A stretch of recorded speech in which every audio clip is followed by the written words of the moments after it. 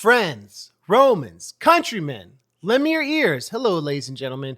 It is the MC Lars podcast. This is episode 40. That's a milestone. 40 episodes. I've talked to a lot of really cool people. I've gotten to travel and meet all sorts of interesting people. So I'm happy that we've reached episode 40. We're still going strong. If you like the show, please leave a review anywhere you listen. Tell a friend. That would be tight. I spent the weekend up in the Lehigh Valley, which is in the Poconos in Pennsylvania. I had a school workshop in Philadelphia and I had some time. So I came up here. It's a beautiful place. I got to do some hiking and exploring. I stayed in this town called Jim Thorpe, which is named after this Native American Olympic athlete. And they have a monument to him here and he's buried here, but the town is named after him, even though he's not from here. It's kind of interesting. So I had a really great weekend, and I read a book called Trout Fishing in America by Richard Brautigan. I love this book. I'd heard about it for a very long time. Brautigan was considered one of the last of the beats. He kind of came at the end of that era. And it's a book about just different images and stories about San Francisco and California, and trout fishing in America becomes like a metaphor for all sorts of different things. And it's really weird book. It kind of reminded me of Infinite Jest of how it plays with context and tone and character, but I loved it and I can't recommend it enough. And I'm going to do a song about that book for sure. And he has another book I'm starting called A Confederate General and Big Sur, which I've heard is great also. So Richard Brautigan, one of my new favorites. I got shows coming up. This Saturday in Boston, I'm playing the Brett Music Hall with Big D and the Kids Table and my original bandmates from the Robot Keels touring era, one of whom I'm interviewing on the podcast this week, Rob Piccininni Jr. I also want to talk to Mike Russo and John Thatcher Longley, both of whom have songs written about them. Rob, I never wrote a song about, but it's not too late. Then a week from that, June 15th, I play a show in Philadelphia at Underground Arts with MC Frontalot and Word Burglar. Don't miss that. And then I play the Vans Warped Tour on June 29th in Atlantic City with, just a few small bands like Blink-182, Thrice, Glassjaw. Be sure to check that out. And then July 6th, I play Anime Midwest in Rosemont, Illinois, which is kind of outside of Chicago. So those are the shows I have coming up. Let me tell you about why I love Rob. Rob I met through my first drummer, this guy, John Schiffman, who had auditioned through Craigslist when I was putting a band together to go promote The Graduate in the UK, which was, where I kind of got my start. And Rob was a pinch hitter. There was a Rob Piccininni, Rob Pinch Hitter. I don't know. His last name is Piccininni Jr. actually. I hired a guy who ended up backing out because he didn't think he could handle touring.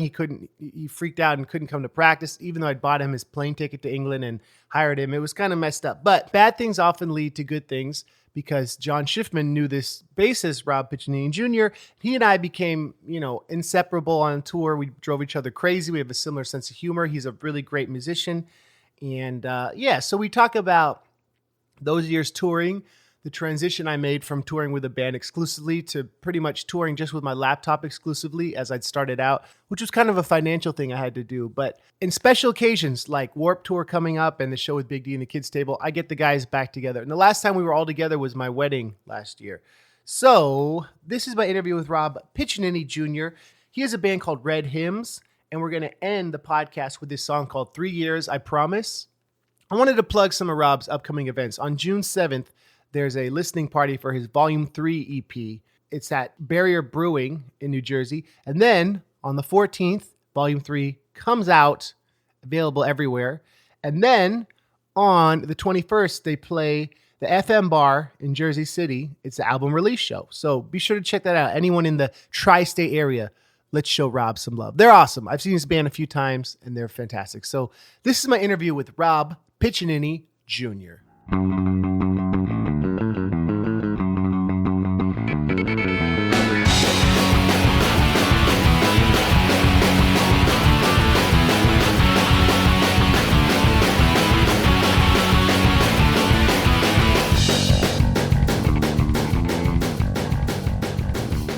I'm here with Rob Piccininni Jr. Yo. One of my favorite people. Did you hear that slap? That was a high five. That's a friendship slap. When did I last see you? At your wedding. So a few months ago. Yeah. It was August 25th. That's right. Thank you for not having it outdoors. Oh, gosh. Yeah. I had some outdoor summer weddings that were terrible. It's funny you get to the point where all your friends get married in like a very short amount of time. It's weird. It just happens. I appreciate that you and Amanda came all the way up, man. That was so fun. How could I miss it? It was cool. And it was the first time you, me, Mike, and John had all been together in like one room in years, For right? like 10 years. Maybe, just about. It was such a blast from the past. It was such a fun night. How did the first version of the band come together? And like, man, we're diving right into it, but you've been in so many bands, and I was lucky enough to have like a long stretch where we just played probably 100 shows together. Yeah, I'd say probably 5 years, right? Yeah. Of consistent playing.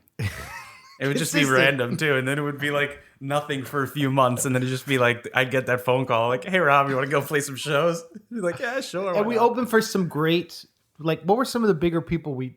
Nas. Yeah, no. Where we got like booed off the stage. Let's talk about that show right now. That was crazy. So Mike Russo, who played guitar, it was Mike on guitar, you on bass, John on drums. Right. But we were a little bit rusty in that it was a lot going on. Well, yeah, we never really got to even rehearse for the most part. We just show up and play. Yeah. And I would not, because we all I was still in California, I guess. Yeah. Regardless, it was one of those things. It was just like there was maybe we would get like one rehearsal before we would leave for like 2 weeks. Oh, okay, yeah, we're fine. And then you with your just like your jovial, with no care attitude, like don't care, I'm over it. What we would do originally is we'd have the instrumental versions of the song and we just play the whole band along to it. Whereas like what I learned now is professional people with tracks usually just have like a synth playing. Right. Or something to color in what the live band is doing. But I never wanted to like pay the producers to distill stuff. So it was always, that was the whole post-punk laptop rap thing, was like just wall of sound. And it was a mess. Whatever. The people in UK didn't care. They didn't seem to mind when we were over there. So how did I meet you? One of my closer friends growing up, his wife, who I also went to high school with, her stepbrother was John Schiffman. And I remember he was playing music and they said, "Oh, have you heard of this guy, MC Lars?" I said, "Yeah, I've seen him."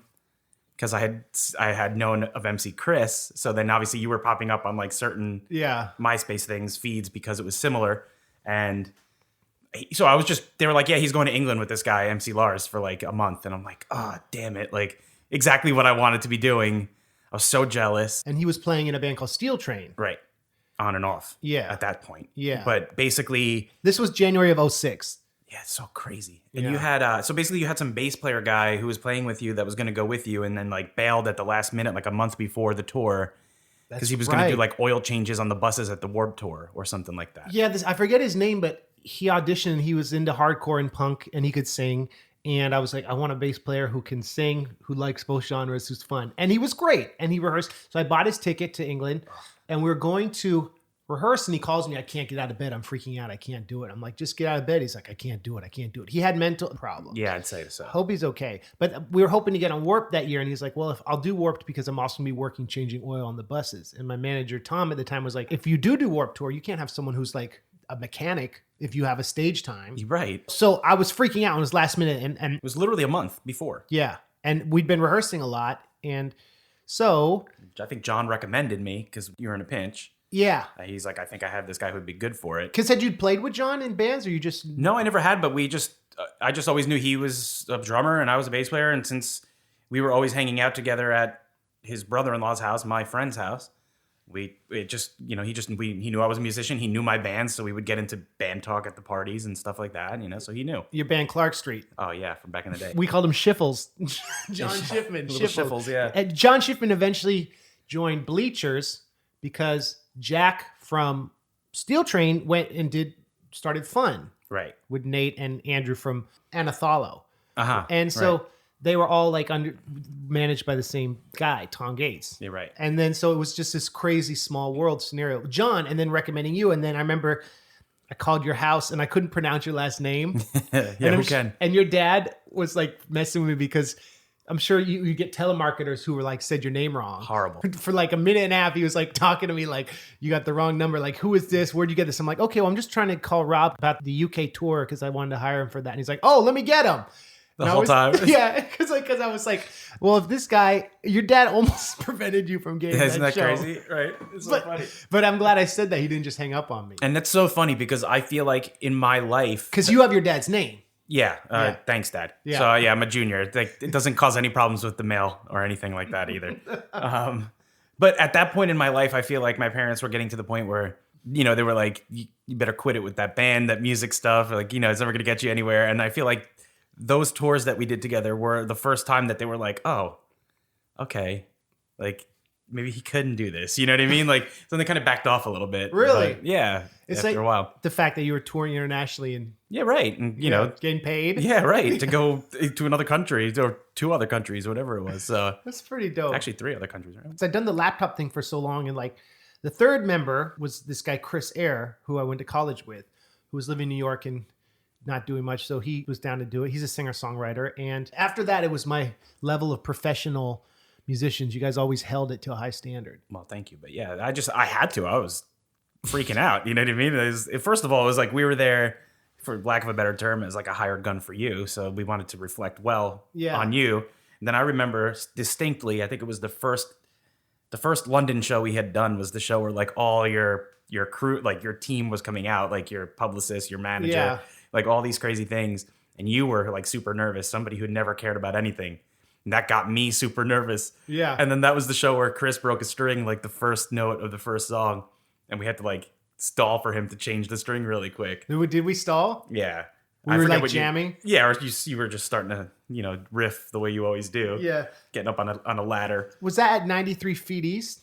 Yes. And I remember that was like 400 people came to see us. Yeah, and it turned out to be like an amazing show, even though we were all kind of nervous. But it was fun. Like, and it's just stuff like that. You know, and you were just at the height of your like silliness, man. To be honest with you, I'll never forget the time where you just found that ladder. You're like, I'm gonna do the whole song for this rickety step ladder. Yeah, the DVD Network put out a DVD called "This DVD Is Not Punk Rock," and it's like an hour of our tour stuff. Yeah, I'm gonna put some of that on YouTube. I mean, the whole thing is, but there's so much on there that it was special because it was a time when it was interesting that rap was still kind of a new thing. Yeah. And over there, it was like the fact that we were doing it with live and it was not major label. It was still kind of underground. Well, and it was your first real like headlining tour over there. It was. And it kind of like, so anybody that had known you knew you with just your laptop opening for Simple Plan and Bowling for Soup.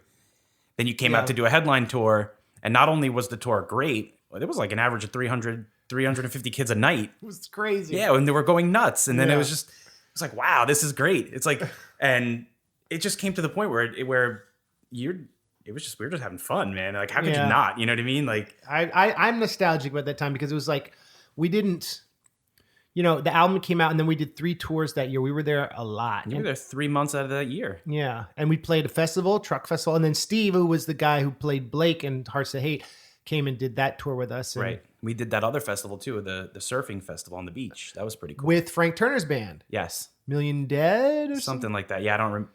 All that stuff starts to blur together. I remembered a lot of it, and then it kind of just like after the years go by, it just blurs. But it was. I know we opened for the Aquabats, didn't we? On some of those shows. Yeah, Aquabats and Alistair. I think that was like 3 or 4 shows out there. Rest in peace to Alistair. We had our first tour manager was this guy Martin, who was this German guy who'd always be like, Larsy, I want cake. Why don't you bring me cake? The other bands bring me cake. I'm like, Martin, we could put on the rider. You want cake? He'd always complain about it, but he'd never remind me to ask the promoters for cake. And I just felt it was you mean the rider that was like a loaf of whole wheat bread, a jar of peanut butter, a package of socks, tube socks, Diet Coke, a 6-pack of Diet Coke. And I always wanted peanut butter M&Ms, but they didn't have them there, so it was just peanut M&Ms. Yeah, or regular M&Ms, whatever. And that was the whole thing. And I'm like, I started to realize day in and day out. I wasn't drinking much, so I didn't ever want alcohol on the rider. Yeah, so I would have to fight you every night to try to get some alcohol. I wanted this money. I didn't want beer. Yeah, well, of course, but I'm like, I would be like, okay, yeah, fine, we won't ask, and then they would either ask us or somebody like have like Ian or Mark or Martin ask. But the funny thing is, I started to realize after a while, I'm like, every night we show up, it's the same stuff. Like, why isn't there jelly and why is there just peanut butter? So I'm like, why is the writer like this? I ask you on the side one day, you're like, yeah, for CPs. You're like, you literally were doing it as a joke to see if they would get like the package of underwear and the package of socks. Wait, CPs meaning comedy purposes. Comedy purposes. Where did that come from? That was a big acronym for us. Oh, well, that actually came from my friend Craig, who was the drummer in my first band, Amphoteric. And he used this way to explain, like, if you do something horrible to a friend, you could say, oh, it's okay, it's for CPs. So that became your and my thing. Another joke was, what, AC Darnielle? Yeah, I called you that? You were, yeah. we had these moments. We had the greatest almost time. killed each other. Yeah, but we would have these moments where we just We get on drove each other's everyone nerves. crazy. Yeah, us doing our thing definitely drove everybody else nuts. But it was one of these things. You'd have these moments where you're at each other's throats because you're locked in a van together for like a month, where there's literally like you're no further than 10 feet away from me at all times for a freaking month, and it just We were both big personalities. yeah, true. I think that's The AC Darnielle is just like, I don't know why it got under my skin, but you were like, I'm gonna announce you as AC Darnielle, and I'm like, for some reason that bothered me. Like, no, you gotta announce me as who I am. What the fuck? Nobody's gonna know who that is on stage. Yeah, but you just kept saying it, and it was like during sound check and load in, and you just kept saying it, AC, AC. You stopped calling me Rob for the day, and then I was just getting so angry. And actually, on that DVD, when you're like, "That's what we call touring," and I kick you in the butt. Yeah, that was the end of that. In Yeovil. In Yeovil, the ski lodge, and that ended up being one of like the best shows of the tour. Oh yeah, because there was so much anger. Yeah, and then also it was like this steamy, hot little ski lodge where the kids were just really responsive. They were going nuts. It was awesome, and that that place burned down, speculatedly maybe through insurance fraud or something. Yeah, it's not good. Well, we don't know, but one day it was burned down. But Marianne Harris, who was there, did the Hans Moleman video. Remember the woman who was always take pictures? Yeah. Shout out to her. Chat. It's crazy, man, because we also covered We covered Loser by Beck, right? And Bloodhound Gang. Yeah, and they were like on a whim too. It's another Andrew specialty. Let me stress everybody out by telling them like 2 hours before the show, hey, let's cover Bloodhound Gang, Bad Touch. And everybody looked at each other like, okay. Well, it's 4 chords. Well, I know, yeah, right. But still, when you were like preparing for a tour for a month in crunch time, it's like you barely have the set together. And then I was like, let's learn a new song. I pushed you guys hard. Yeah, but hey, whatever. It's if you can't figure it out, then you shouldn't be professionally touring or even semi-professionally touring, whatever you want to say. You shouldn't be doing it if you can't adapt. So yeah. But you know what? Everybody said, all right, fine. So after sound check, we went upstairs. I think it was like what was it called? Like 93 Feet East or something like that? Or was it in London? Yeah, or the Peel. I think that was Kingston. The first I think it was the first show we did, the Bloodhound Gang, was the Peel. Because I remember it being like, so there was like an apartment upstairs that was the green room, quote unquote. So as is common in England. Well, right. And I think we went upstairs with our, guitars unplugged, and John had a little drum pad, and you put it on the laptop, and we were like, all right, listen, what's the bass do? Okay, that's what it does. All right, cool. And it just came together, and it was just like, let's just loop it. We did our own version of it, but yeah, and I used the chorus of the actual track underneath. Yeah, which was great, made it easier. But hey, everybody ate it up. They loved it. That was cool, and that was fun to like with the band being able to be like, if you could do karaoke with your laptop of the track, or to have the actual band. Like, what's better? Definitely doing a live thing. Well, I would think so, yeah. And that was a fun thing, is that like the tracks would sample this punk stuff, and then we'd be actually playing it along. So it gave it this, I don't know. I owe those tours to like the fact that I've been able to go back, and I feel like that was an apex of people coming to see us. But it was still, I think if we sucked those tours, I wouldn't still be going there. Yeah, you're probably right. Amazing. I know. And I owe that to also the support, being able to have open for like Simple Plan and stuff with just the laptop right before. Right. And that there was a huge press campaign behind it. It was a very interesting time. It made our friendship deep. It's crazy to have shared something like that. And we didn't just go once. We went 3 times in the same year within like 2 months of each other. And each time was like at least a month. I remember the one time we took time off and stayed a few extra days. That was cool. Did a little the tourism stuff. Oh yeah. Yeah, it was crazy. We got caught in the rain, a torrential downpour in London. Yeah, and I had these Converse All Stars that were, they were so shot that they were like the sole was splitting from the shoe, and it was like the only shoes I had, and they got soaked in the rain. Well, I think our fashion, especially mine. You from the East Coast, you probably had a little more fashion, but I just dressed so badly, even on stage. I didn't even think about it, but looking at those videos, like I remember once having my socks, my Birkenstocks, my like Oakleys, my A's cap, and a giant pea coat and shorts. Yeah, and that was like shorts. What I'd wear. Yeah, right. It's kind of off-putting. It was just so, it was so eccentric though. It was like, it's like grunge, but like it was worse than grunge. Like the pea coat, trench coat, like the shorts, the A's cap. It was just, and then not only that was at a time where your hair was just like crazy. Yeah, and I was like pretty kind of getting overweight, and I had I'd wear really baggy pants way past. Now it's kind of in to wear baggy. I don't know, but in 2006 that was not the style. And I remember a friend of your singer in your other band told me that my pants were too big, and I remember I was so offended. But like, I would wear giant crisscross pants because it's in 4th grade that was like popular. It was like the first step in the de-evolution of Jenkos. Right. Like, it's like the first, like, all right, we're gonna get a little smaller here, but no, and they weren't that bad. It's just but you just didn't care. I didn't care. It was IDGAF, like totally, like that was like your whole like mantra. You just didn't care. No. And that kind of made you, that was part of your charm. Like, honestly, you were just floating through, man. It didn't really matter. I was just glad to be. It was doing you. You were do you. That was like you epitomized do you. The year of, remember the White Rapper show came out right after that. That was one of the characters. Oh, right. Do you. And then I remember like Hollywood Undead and all like the other MySpace pop punk hip hop stuff was starting to come out. And then MySpace collapsed. And it was like just so crazy. A transitional time of doing a lot of stuff with the nerdcore guys and less with the band. And I miss playing with the band, but like financially it would have been hard to sustain it. Yeah, you probably wouldn't still be doing it, or you wouldn't have had as good of a trajectory. I would imagine it would have been a little more steady. The band became me and John often just playing like those last 2 Warped Tours. So John Longley, how did you link me with him? We had when John Schiffman ended up, I think, going a little more full-time with Steel Train. Because remember at that time, he had played with them a lot as like an auxiliary guy or a fill-in guy, but he was never a permanent member. Then they finally went through like another drummer. They asked him to become permanent, and he was going to start hitting the road with them because they were out. And we were playing these random college shows. Right, but it wasn't always like, we're going on tour every month, we're coming home for a couple weeks and going back out. It would be like maybe 3 or 4 months before I heard back from you to say we have another group of shows. So he wasn't going to be available. So we needed another drummer, and John was the drummer of my old band. So Clark Street. Yeah. And Hello Lusitania, that was the jam. That's right, yeah. And he was like a younger guy that I knew had less to lose, I guess. Is he 20? He might have been 20 or 21, I don't know. And he had a van. That was the thing. Right. So we played the college opening for Jack's Mannequin. Uh-huh. And it was just you and me, and he drove us. Yeah, those were the craziest shows when it was just you and me, because that was a nightmare. Why? Because it's like we couldn't play the songs that required guitar, and then you would want to play them anyway. So we would do it. Like I remember. Bamboozle was like the most painful one because was Bamboozle with Schiffman? Yes, I think so. But Chris Ayre slept in. Well, yeah, he was sick and he passed. Well, God bless him. But I was so mad he missed the show. We all were. It was such a surprise because he was a really reliable guy, and then all of a sudden he was just like MIA. Yeah. And it turns out I guess he was pretty sick and he passed out and didn't wake up. And that was pretty much the end of. When did you last see him?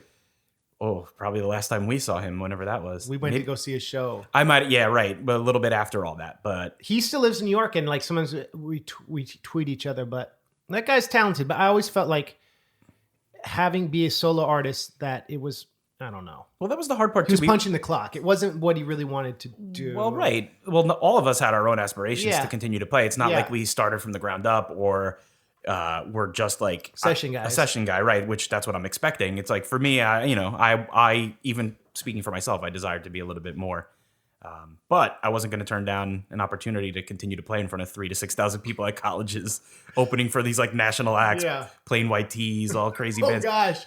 Well, so John played drums with Clark Street for a minute, and then for a while just quit, right? Yeah. Well, it kind of was falling apart, and at that point. He finally he was the original drummer of my former band after Clark Street, Bounce Between. We started that. Yeah, we kind of came in on the ground floor together. It was like the tail end of Clark Street, kind of the beginning of Bounce Between. It just started to get really crazy, and like it wasn't really working out anymore. And then he just quit. He was like, I'm going to do this other band instead. I remember I was with him in the van. I had stayed with him when I was working on Robot Kills, which was like a 2-year odyssey of. That's a whole nother story. Yeah, I remember that. Of trying to like keep my head above water as the recession was hitting, and my management graduate didn't recoup, so they were like, my manager didn't want to still work with me, but didn't really want me to know that. It's kind of like awkward. One day, he just. Yeah, we're doing that session, and he was like, I can't work with you anymore. I was like, man, I wish I'd known 2 years ago. Anyway, but he did open doors, and I like have no ill will. But it was like I would stay with John at he had a house, 35 Laurel Drive. That's right. Which we would play GameCube and I'd work on demos and we were just out of control. It was a pigsty. It was crazy. Yeah. And it's like, I don't mean to like, yeah, like you don't want to say that like in a negative way, but it's like, it was exactly what you would expect from like a 21-year-old kid having a house. Well, it was a fixer upper. His parents bought an investment that they hoped he would like put time into remodeling, but then it became a punk rock crash pad for rappers between records, bass players who were between bands. Yep. And I remember once I was with John and I was coming to practice for a balance between and there was traffic and we'd left way too late and getting on the freeway and he just goes, never mind. And turns around. And meanwhile, like I didn't have a car at the time. So our singer was picking me up from work. I'm already in the car on the way back to his house to practice.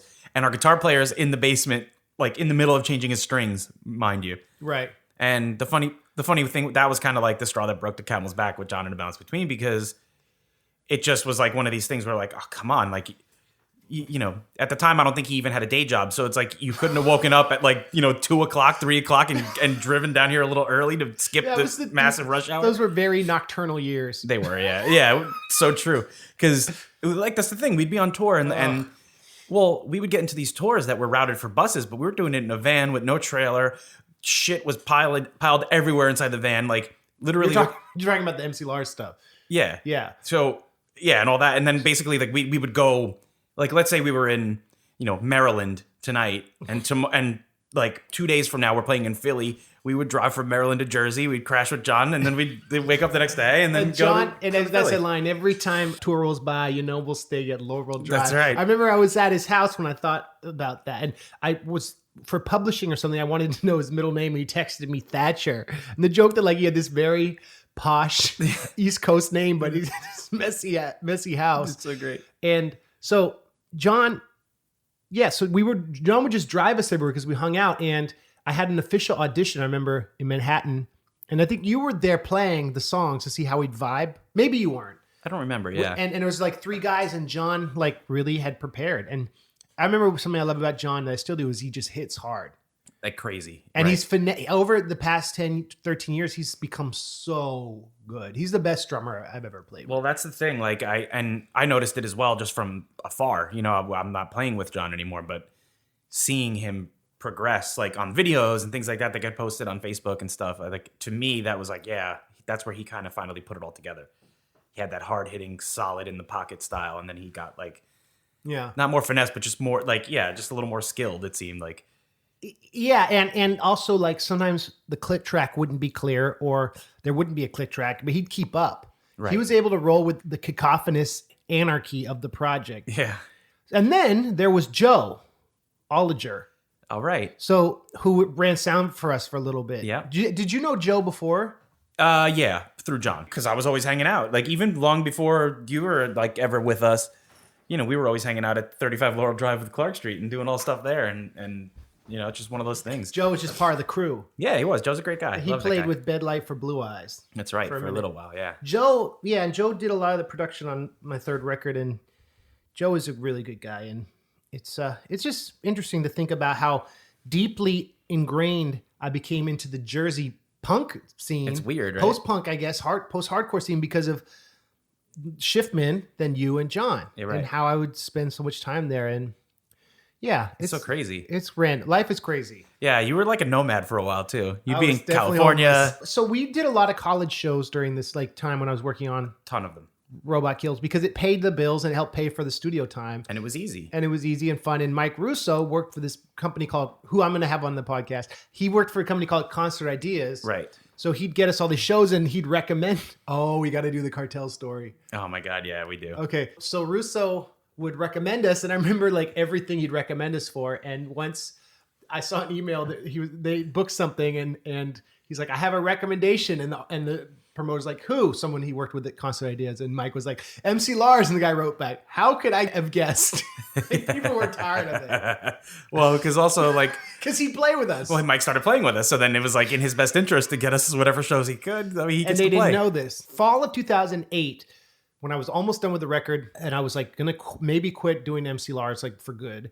And that was when the Bowling for Soup guys came out and were like, we're going to help you finish Robot Kills. The crappy records. I didn't know guys. that. Yeah, because what the story there was I was doing demos at a studio with this guy, Daniel Dart, who was in a band called Time Again that Tim from Rancid had signed on Hellcat. Okay. And so I was doing all these demos, and I ran into Linus, who was an engineer for Bowling for Soup, in the lobby, and he was like, yeah, Jarrett and I are starting a label. So we sent him the demos, and that's like, they kind of rescued that record. They put the money and energy into finishing it right when the recession was happening. And like, I'll always be thankful to them, because that album, I feel like, I don't know, the years of work and like chaos and aimlessness and the privilege of having college shows and like great friends I could play with fed into this album, which I would say is probably my best album. That's crazy, right? Yeah, it's crazy. It's out of nowhere. That it was that randomness of that. And so anyway, I was, I didn't know what was going to happen. And then Mike got us this tour, this corporate tour opening for Young Jock and Cartel. Right. On this thing, Crocs did these Crocs Campus Invasion Tour. Every year. And it was Crocs and Xbox 360. That's how old it is. Xbox 360. Geez. Right. So they had like stations set up for the kids to play Xbox every night. That was the coolest experience I think I've had. Even like, I mean, obviously the UK tours were the best, but this was such another experience. It was even more pro, believe it or not, as far as feeling goes. Like you felt like a pro. You were showing up to these schools. They had people helping you load in your equipment. There was catered breakfast, lunch, and dinner. Yeah. There was rolling sound and lights. So you knew that you started to know the crew. They started to know the songs. Like it was like they were really good sound people. They were. And it only took them a few shows, and the guy started, I forget their names, but he started to know the songs and mix us well. Yeah. And then the lighting guy started to know when to put the lights on. And we had video screens, which we'd set up. Which were another disaster. So Mike was on a tour bus because he was, they didn't know was he playing with us or not? No. Yes. Okay. They didn't know that he was. And we'd always be angry because the routing was like ridiculous. Yeah. Like 13-hour drive. It was like Warped Tour times 2. It was horrible. And so we were in John's van, which thank God never broke down. No, we'd be in so much trouble. But we'd be like sleeping at the rest stop. I'd lean my head to the right, and there would be like a projector screen like sticking out with like boxes, all like raggedy boxes of merch, like 100,000 of them. It was just the most chaotic. Yeah, it was chaotic. It was crazy, but it made it great. It made it what it was. That summer, I was trying to do like funny topical YouTube stuff, and Cartel had done this. I don't know if I've talked about this in other podcasts. I don't think I really have. Well, it spawned from the original MC Lars podcast. Yeah, it was MC Lars, the MC Lars show or MC Lars podcast, and it was like doo and with the little thing, the like, robot song, the Robot Island music. That's it. And right. So it was an episode for that. So it would have been 2007, and it was centered around the band in a bubble thing. Yeah. So explain that background. So basically, they did the band in a bubble. I don't know, publicity stunt thing. And explain what that was. So that was like a reality show where basically the whole band was in this bubble on like the South Street seaport of New York City. And it was a clear bubble that any fan could walk up to and like see them living inside. And they were supposed to be writing their new album inside this bubble. And It was the whole trials and tribulations of production and management and being in a band. And it was like, art is difficult. So I guess it became a joke. And I guess obviously you picked up on it, and that was well. The thing was that the songs were written before, allegedly. They weren't writing them. So they were just joke. They were kind of just going through the motions. They were demo. They were just doing the final thing, right? So, but they were making it seem like they were writing and getting into arguments and like the struggles of writing an album. Maybe they were, but it was. But Dr. Pepper had sponsored it, and they were this huge band on the Militia Group, which was the label that had put out the Laptop EP Sideshow, which was a sub-label under them. So we were like label mates for a minute. And so they had left the Militia Group to sign to a bigger label, Atlantic or something. So there was a lot of like, oh, you're not indie anymore. Well, not only that, they were massive. And then all of a sudden, I guess like the album didn't do well. It wasn't very good. The major label one? Yeah. And then they like deflated like really fast. Like a bubble. Yeah, right. And then you made this thing kind of ripping them. Well, while it was happening. Right. And obviously there was, topical, so you were doing it, but I don't think there was any like I hate these guys, but it was just like it was lame. Like I'm not gonna lie, it was lame. well, no, but like so my first manager had sent me this link, and so about them. So the joke was that I was in a box on my parents' lawn, living at home. Yeah, and it was like a tunnel, trying to get Mountain Dew to sponsor my album. You're calling PepsiCo USA, and the guy like hangs up on you. So we made this video where I'm like, yeah, art is difficult. I don't know if the video's on anymore, but It is, I think. okay. So friend Tim directed, and we created this whole thing about like me trying to make this album in a box, band in a box, Yeah. one man band in a box. Yeah. So it's kind of like, and then there's a part where we play their music, and underneath it scroll says, "This is not good music." Oh my god, yeah, that was that part, and then the other part where at the end you come up with your own song and you're pretty much saying like calling them corporate whores, and it was not nice. It wasn't, but hey, I don't think that. I think it was a shared sentiment with everybody else in the world. You know what I mean? So it's not like you're the only one thinking that. And then you're the only one that had the guff to put it out, but or the stupidity. Yeah. Then we get on this corporate tour with them, and what happens is they caught wind of it. They caught wind of it. Well, I guess they found out who was on the tour and then checked everybody out and like. And stupidly, I should have made that video private as soon as possible. Yeah, right. And well, because the thing is, that was like your most current content that you had put out. Right. So it was the first thing popping up on any search and like, oh, let's see this. And like literally you shredding them to pieces. And they're like, I think they tried to get us off the tour. Well, what happens is their agent called and Concert Ideas, and Mike picks up. And Mike's like, hello. God. And thank God. And Mike's like, well, Crocs really wants Lars on, so we're afraid they're going to have to be on there. But Mike said later, if anyone else had picked up the phone, we would have been off. Because immediately. No one cared. We weren't selling tickets. We were just a favor to them, thinking that we were a cool opener. So Mike, I get a message from Mike. He goes, well, Andrew called me back. We knew this day would come. So I took it down, and then things were tense between our camps. Things were definitely tense, but I remember like two of the guys being particularly nice to us. But then I think at the end, I think it was just all a show. Like they were just, I think those guys just didn't really have the nerve to outwardly be nasty to us. But, so they were nice to us, but then it came out at the end like they were all kind of pissed. I mean, I would have been if someone had done a whole video challenging my artistic integrity, and then they were opening for me, and I couldn't not have them on the tour. Yeah, right. And I remember like, well, that's what happens when you don't have juice anymore.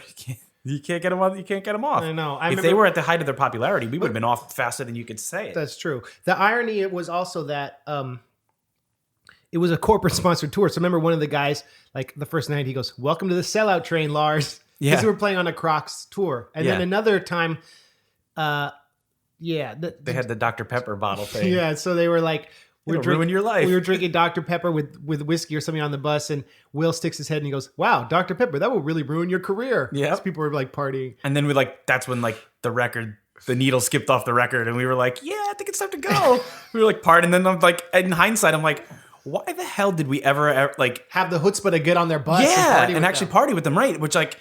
We're jerks. I know, but in hindsight, I probably would have been like, nah, thank you for the offer, but we're just going to chill out. Like, just to kind of keep it separate. Well, we'd never really been on many buses, too. Yeah, and also, it was like a whole, like, even though they kind of hated us, that whole tour was a family feel. So, it was. You were with these people for like, that was like a 30-day tour. Oh, let's tell this Young Jock's birthday party story. Oh, I still share the pictures of you guys every now and again randomly. But so Young Jock and I kind of formed this friendship. Then for some of the younger or older listeners, this hit was "Meet Me in the Mall is going down. Yep. Meet me in the street." It's about talking about a fight, and he had a dance where he's like revving the motorcycle. Dun, dun, dun, dun, dun, dun. And so Young Jock and I would have these conversations about rap and hip hop and our love of old school hip culture and stuff. So in Atlanta on our night off, he invited us to his birthday party, and we were probably the only white people in this club in, I don't know, remember where in Atlanta, downtown Atlanta or something like and that. The DJ's playing stuff, and everyone is so serious against the wall. So because the other thing is the whole crew is coming, so but we just happened to get there super early. The whole tour, you mean? Yeah, like the Cartel was coming, their crew members. He invited everybody, so. We were like, we knew that there was some light at the end of the tunnel that we would be having. Did they come? I don't feel like anyone came. The sound guys came and like the stage guys, like the crew, the road crew. Because Cartel is from Atlanta, and so is Young Jock, coincidentally. So they were at home with their families, right? But the crew was part of us, so they were coming. We knew they were coming, but when, who knows? And it wasn't like iPhone days, really. So we were there mad early. Yeah, and that's so crazy. It was like 2007. So we still had. Or maybe it was 8. Yeah. But regardless, the iPhones had like, you probably had a first gen iPhone at that time. But maybe, yeah. It wasn't so easy to just whip out the phone and text somebody to say, where are you? But we're just waiting awkwardly in this place, feeling like sore thumbs, like totally sticking out. And but we're friends of the guy whose birthday it was. So it was cool. Nobody bothered us. But, at that point, it was like, so these women come up and they start dancing with you guys. And it's like this. You guys have these amazingly awkward looks on your faces because we don't want to like start anything and we don't want to like, get in trouble. But like, so you guys are just like going through the motions, dancing with these chicks. Well, no, we went in the middle and we just started dancing, and these like wonderful African American women were dancing with us because they were like enjoying our bravery. Yeah, I think so. Yeah, and maybe we were a little drunk. I don't know. I think it might have been. And there's these pictures of us like dressed my Punisher shirt with these giant baggy pants, my studded Avril Lavigne belt. Like I look like crap. And your unkempt hair sticking out of the bottom of the hat. A blue New York Yankees hat, which I was wearing for a minute. Yeah, right. And us dancing, and then we kind of got the party started. Because we were fearlessly like ridiculous. Right. And then people just started coming in, and then we were kind of able to blend in a little bit better. But that was a crazy night. And then I remember Jock had us come on stage with him while he DJ'd, hanging out. You're right. In his club. I mean, young Jock and I for years would text each other, "How you doing, man?" Blah, really? Blah, blah. Yeah, but I haven't seen him in a while. I invited him to our show in Atlanta. He couldn't come, but that's funny. I mean, it was awesome. Well, and we also had like, well, it was on our end, but I was going to say a kind of like a symbiotic relationship because every time so basically he wasn't on a bus. The guy would just fly from show to show and then he get had like no merch. And he would get like a cargo, like a 15 passenger van and just drive from the airport to the show with like his crew or whatever. And I guess that's what a lot of rappers do. Right. But well, I guess they make a lot of money and it is what it is. But so I think they were, yeah. But they had a huge rider and he would have like buffalo wings and like ranch dressing and all these crazy things. And then like we would come in like these raggedy little kids, like walking in, and he would leave. But he would leave everything behind. That's true. So we would just go in and just take everything. And we had like cases of soda in the van. We had the same like, rider that we had in England.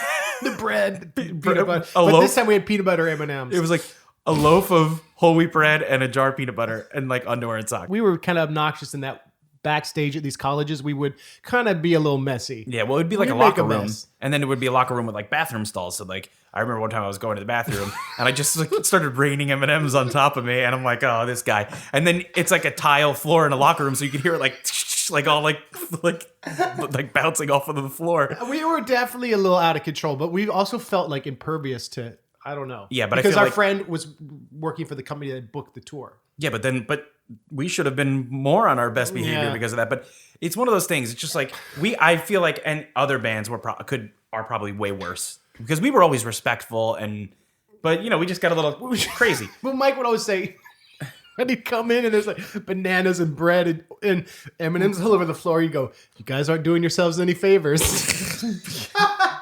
Mike was like our dad, or like semi-disappointed dad. Like.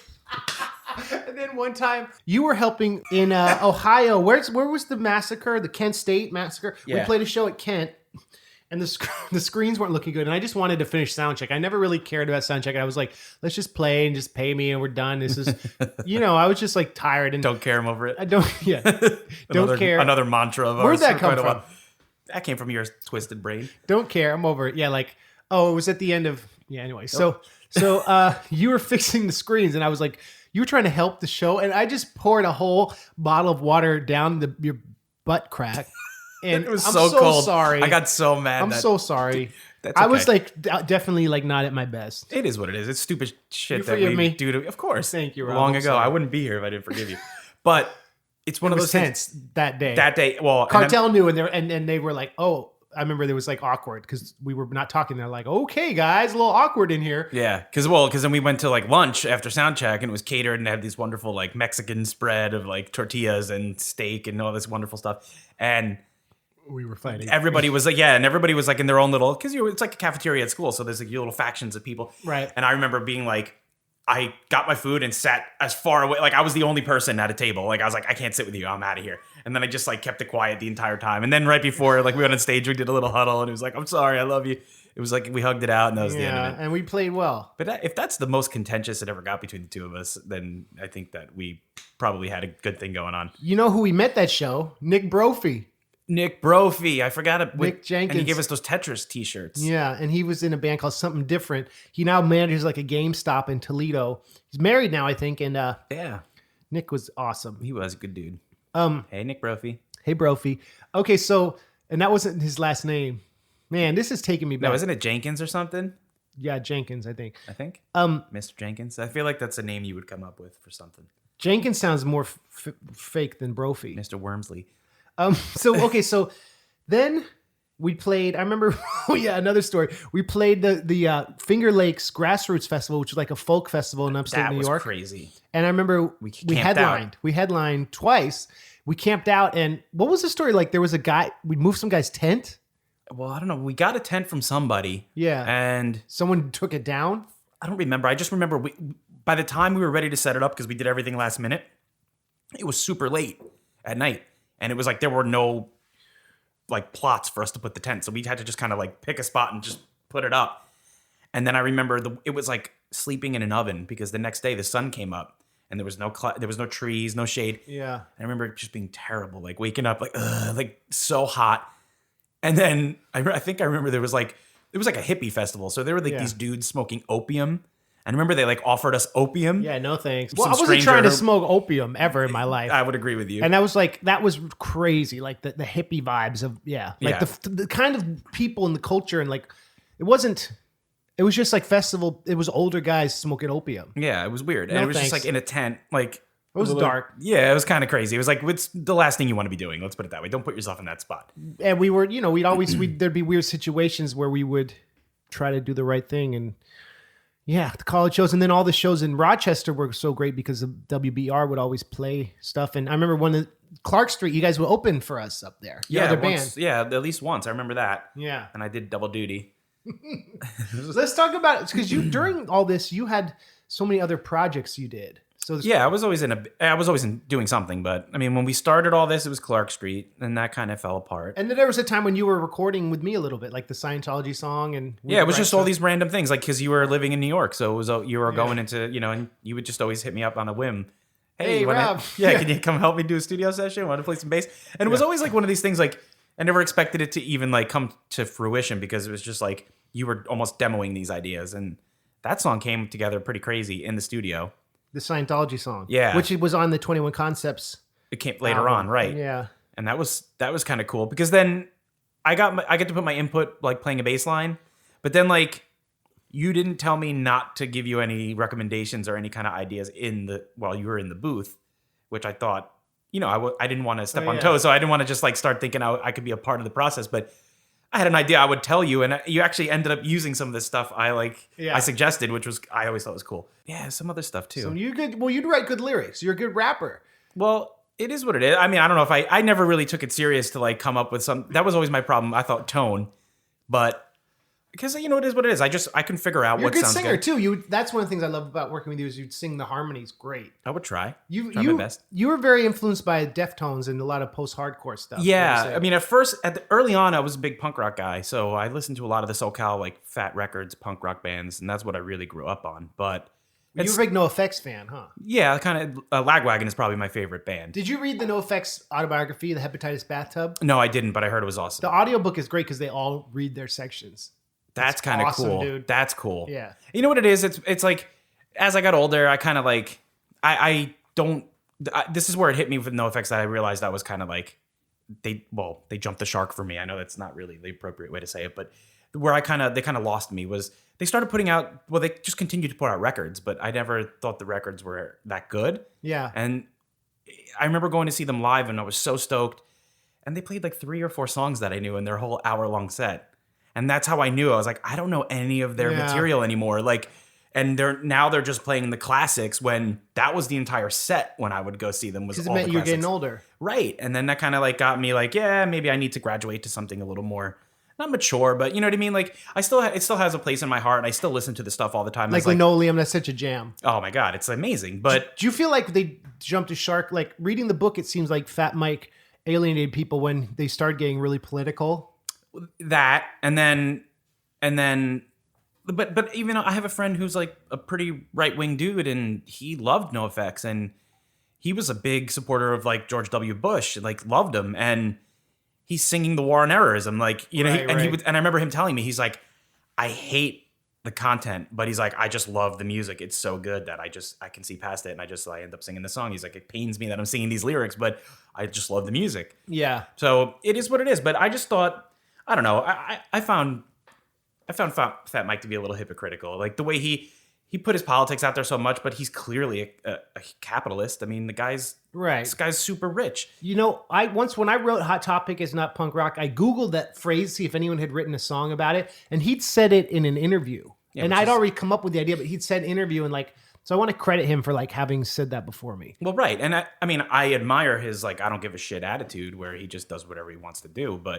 And I even almost I don't know, it almost, when they got into that controversy where they started canceling all the shows because he made the bad joke about the Vegas shooting. Yeah, right. I kind of was like, part of me was like, yeah, you know, you can't get away with it all the time too. If that's how you're going to be politically, and you would rip anybody else apart for saying something like that, then this is what you deserve. Like, well, you can't joke about a mass shooting. It's really bad. It's poor taste. But that's just the way they do it. That's the punk thing of their like shtick. Pushing limits. Right. And especially theirs. They never gave a shit about what they said or who they offended. It was like, screw you. But you know what's interesting about that book is El Jefe. Yeah. He had a recording studio in Northern California, and he talks about like what it was like producing all these rappers in the 90s in Eureka, Arcata, like the north coast of California, and how it was like chaotic up there, and how like being on tour made it hard for him to manage this business, especially in an area that was so like overrun with like the drug culture. You know, it's like so like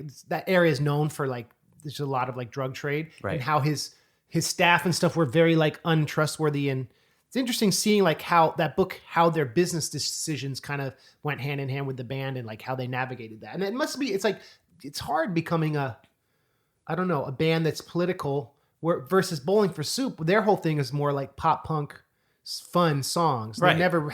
They never tried to be like punk political at all. Well, it's up to the individual, in my opinion. If you have the platform, it's up to you how you want to use it. And you earned that platform, so use it however you want it. No big deal. But you have to understand you're going to alienate some people and piss people off, which they obviously don't care about. But, you know, it's just one of those things that Bowling for Soup wanted to have fun. That's more of their personalities. Like, you know, NOFX are always joking around. Fat Mike's always making jokes and stuff like that. But it's, you know, when that's every song just becomes political, and it kind of becomes tired after a while. Would you say Bowling for Soup have remained their bigger band than NOFX, or is it hard to know? I don't know. I think they're way bigger. They had more commercial success. Yeah. But similar in that it's like the friends who joke between songs in the pop punk. Right. But they went major label, I guess. Well, yeah, and they had major hits, huge top 40 hits. Didn't we do some shows with Bowling for Soup together? I don't think we ever did. I remember one time in particular we went to their like album listening party. Oh. In some Mexican restaurant in Manhattan, you invited me. Oh, it was the burrito extortion case. Yeah. That would have been 06, 07. And I think that was... Were they there? Yeah. Yeah. I remember we were talking to Jared in the bathroom. That was when I met him. And I remember him just being really nice to me, which... Such a nice guy. I didn't expect. You know what I mean? Not that I didn't expect it, but it's always just like... It's like, oh, cool. This guy actually acknowledged me. You know what I mean? Like, he's a big star. It is what it is. But I was with you, so it was cool. That was probably our last long tour we did together. You're probably right. And then everything else was one-offs for that after that. Yeah. Or a couple days here or there. When did we last play together? Right after Robot Kills came out. Wow. We did a tour, and then I kind of stopped doing it. And I was in California. Yeah, you were getting busy, and then it was like the band dynamic was changing, and it just became a thing. Like, I ended up having less time to devote to learning the new material. You got a real job at that point. Well, yeah, and I always kind of did, but I might have been part-time. They let me go on tour. It was like something I could always work around it, but then I started working full-time, and it was harder for me to just say, get up and go. But then, too, it was one of those things like, we were never really that regimented as far as like, it had to be this way of playing it. Like, we were figuring it out as we went, and you never really... It's just the way you are. You were like, yeah, that's close enough. Good. Like, you weren't really a stickler in the early days to be like, play it this exact way. But then that tour was like out of nowhere. Then DJ came, and he's more like that. And, yeah, that's why he was always the music director. Well, right. And then it was like so much in such a short amount of time to learn that I didn't really have it. And it was like, it just didn't work out well. And it's like... I think it was like the Bowling for Soup tour. We were going to like try to actually replay the parts to be more verbatim what was on the album. Yeah. And that was like that became a roadblock where it was like, we're changing everything. Well, right. And then it was like, and he knew everything because he was on the ground floor with you when you recorded it all. Yeah. But then like for the past 3 years, we had been playing it a certain way. And then all of a sudden I had to just up and change it. And it was like way too much in way too short of a time. Yeah. And then it just kind of like, that's when we kind of just stopped playing together. It wasn't like a negative experience or any kind of like you're fired. It just, you just kind of started going in a different direction. And I think you started really, the band was like hemorrhaging money for you. Yeah, the band. it was. I mean, I think what happened was then we did a few years with Christine doing the beats and John playing drums, and then that was the last tour she was on with us, and it was like you were on that tour with us. Yeah, and it was like maybe like a week or something like with that. Bowling week, for Soup though. A week? No, it wasn't. It was on your own. Oh, and she was opening. Yeah, it was like your Robot Kills tour or something like that. Your first one here, and it was like smaller shows. Rochester, of course, was great. Yeah, right. Rochester. I remember we did a Pittsburgh show at this little POS's band. Yeah, and the dude from Punchline's side project, I think. Gene the Werewolf. Yes. Oh, and so that was the last tour that I did with you, and that was the last. She was on it with DJ and John. It was like a totally new dynamic. Totally. And Joe was there with us, and it was Joe was on and off. Yeah, he was with us on that tour. So it was one of those things. It just kind of stopped after that for the most part. And then it became, for years, it was doing stuff with MC Chris and the Nerdcore guys where it was just laptop, which is, when I do that, I'm able to not lose money. Well, and it's also probably way less stressful. You don't have to worry about anybody else and kind of, leading the troop. You're just kind of with yourself and whoever you bring with you, and that's the end of it. What ended Clark Street, and how did that merge into Balance Between? Clark Street had a lot of issues very early on when I joined. Well, they were not established, but they were a band for a while before I joined. Then my buddy joined drums. Then I joined after that. And I remember you had the Mario 2 Shy Guy sticker. That was tight. Yeah. I love that. That was a great sticker. I still have a bunch actually, but can I get some? Yeah, I'll get you one. But long story short, after years of like not having a drummer or not having a guitar player, being a 3-piece when we didn't want to be, auditioning singers because we thought it would be better off. We finally got a little group together, and then Dave was in Clark Street. Yes, and then Dave, it was his band first. He's the one that started. Then he was in Balance Between briefly. No, never. So that was Brian, right? Yeah, Brian. So basically, Brian was in Clark Street like the last couple years, and that's when we kind of finally had our consistent. We had Brian, and then we've got John, and then we did like 2.5 years playing a lot and whatever. Then Jeremy joined. No, he was never a part of it. But basically, what happened was Clark Street played a show with the original guitar player of A Balance Between's other band, and I knew him from back in the day. He recognized me. He saw our band play, and he said, "Hey, I'm doing this band with Jeremy. We're gonna record some songs, but we have like a month to do it. You guys obviously are good at what you do." What? Well, this was Balance Between? Yeah, this is how Balance Between started. He convinced him to start a band, and then basically they needed a drummer and a bass player to help them record like 2 tracks that they wanted to bring to Warped Tour. Yeah. To hand out to people that they knew because they had been on Warped Tour before. So he's like, "Can you guys help us and just record these 2 songs?" And he's like, "I don't know. I think he has people in mind to be in the band other than you guys, but like, if you could help us, maybe who knows what happens." And we started playing together, and it just kind of clicked.